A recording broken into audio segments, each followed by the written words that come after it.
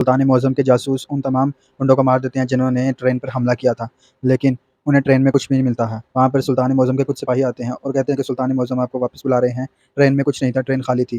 وہ کہتے ہیں کہ ٹھیک ہے، ہم واپس چلتے ہیں۔ وہاں پر دوسری جانب ہرزل خوشی سے پاگل ہو رہا تھا کہ ہم نے ٹرین کو تباہ کر دیا ہے اور ہم نے سلطان معظم کو بہت بڑا دھچکا دیا ہے، لیکن اسے یہ معلوم نہیں تھا کہ سلطان معظم اب اسے ایک بہت بڑا دھچکا دیں گے۔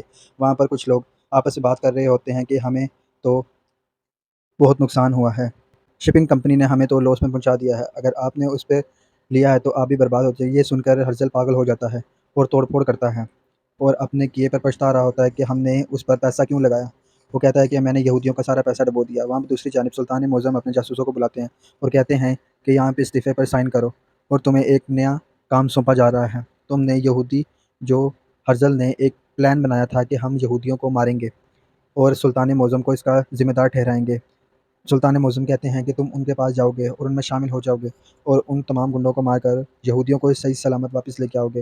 اور سلطان معظم اپنی ایک نشانی دیتے ہیں جو وہاں پر ان کے سلطان معظم کہتے ہیں کہ تم ان کے پاس جاؤ گے۔ وہاں پر دوسری جانب ہرزل سارا نامی عورت کو محل میں داخل کرنے کا پلان بناتا ہے اور کہتا ہے کہ میں تمہیں محل کے اندر بھیجوں گا اور تم اپنا کام کر کے سلطان کو مار کے واپس لے آؤ۔ وہاں پر دوسری جانب سلطان معظم ہرزل کے باپ کو بلاتا ہے جو ہرزل اپنے باپ پر ظلم کرتا تھا۔ باپ اس کا بھاگ کر سلطان معظم کے پاس آ جاتا ہے اور کہتا ہے کہ میرا بیٹا غلط ہے، اس نے بہت سی غلطیاں کی ہیں، اس کے لیے اس کو اس کی سزا ملنی چاہیے۔ سلطان معظم اس کے باپ کو ایک تصویر دکھاتا ہے اور کہتا ہے کہ تم اس لڑکی کو پہچانتے ہو؟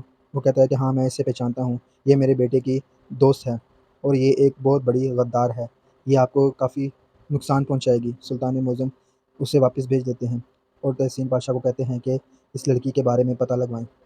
اور دوسری جانب وہ کہتے ہیں کہ ہم ان کے ہر جال کو ان پر ہی پلٹ دیں گے، یہ عورت کو ڈھونڈنا ہی ہوگا۔ وہاں پر دوسری جانب سلطان معظم محمود پاشا کو بلاتے ہیں اور اس سارا کی تصویر دکھاتے ہیں۔ وہ کہتے ہیں کہ کیا آپ اسے جانتے ہیں؟